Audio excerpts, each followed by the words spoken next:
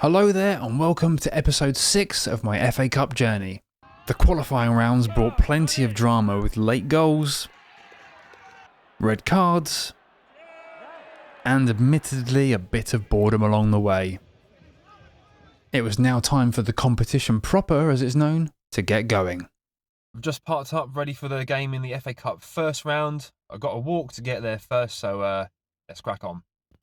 After a short walk, I arrived at the venue for my game in the first round, the VBS Community Stadium, or Ganders Green if we're going by the non-sponsored name, for Sutton United versus Birmingham City. Through the gate, I did my usual. Picked up a programme and grabbed some food. That being a local sausage and a baguette. Award-winning too, eh? If the name Sutton United sounds familiar, that may be because you remember Piegate from back in 2017. Sutton hosted Arsenal in the FA Cup 5th round with that game being televised. Their substitute goalkeeper Wayne Shaw was known as being a bit of a fan of pies, so betting companies were taking bets on him being shown on live TV eating a pie. Sure enough, see what I did there? He ate a pie on the sidelines which was picked up by the TV cameras, leading to him being investigated for breach of FA betting rules. Back in the present, the stage was set. The TV crew were getting ready, as the game was being broadcast on ITV, while I finally found my way to the correct area for my ticket. I got a closer look at the TV pitch side setup for the pundits. You've got Mark Pugach, Karen Carney and Joby McAnuff there. Some aggressive warming up at the hamstrings there. That guy setting up a warm-up there is Tom Huddleston. I didn't know he was on the coaching staff at Birmingham. Last I knew he was at Man United, sometimes turning out for their reserve side. You learn something new every day. The warm-ups continued.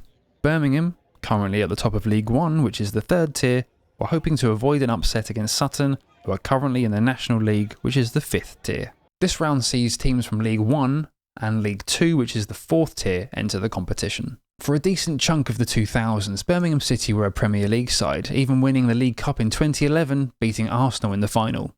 This season is the first time in almost 30 years that they've been below the 2nd tier, so they're looking to bounce straight back up. They're also now partly owned by NFL legend Tom Brady, so they won't be short of a few quid. Sutton's mascot, Jenny the Giraffe, did the rounds, and we were almost ready to go. With the teams out of the dressing rooms, the atmosphere started to pick up. Were we going to get what's known as a giant killing today? The Birmingham fans had turned up in good numbers and were in good voice too. And we were off. Sutton had an early corner, which came to nothing, but it became pretty evident early on that most of the action was going to be in Sutton's half. Not that they didn't cause Birmingham any trouble, mind you. But then Birmingham caused Sutton some trouble. I didn't capture the ball going in the back of the net, but after 34 minutes the team in blue took the lead, thanks to a scruffy finish from the wonderfully named Willem Willemson. Back underway, and Sutton weren't about to give up.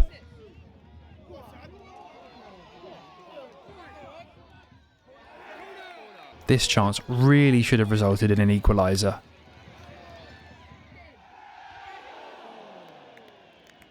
A very soft shout for a penalty, rightly dismissed. The first half was at an end.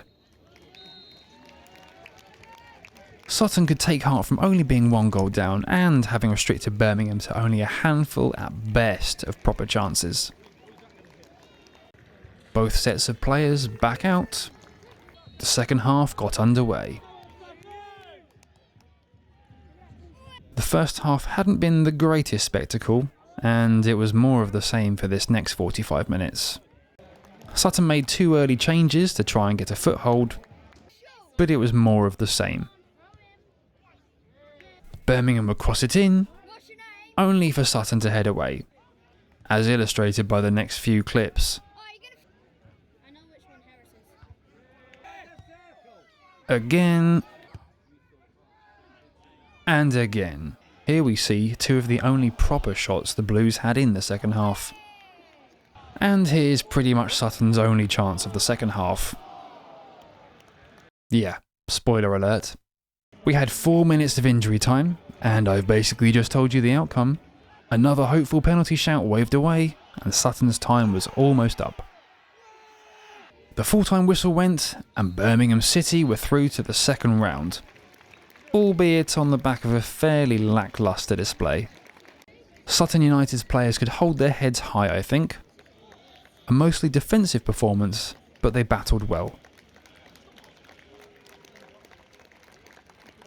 Both sets of fans received applause from the players, and with that, I'd successfully ticked off the first round.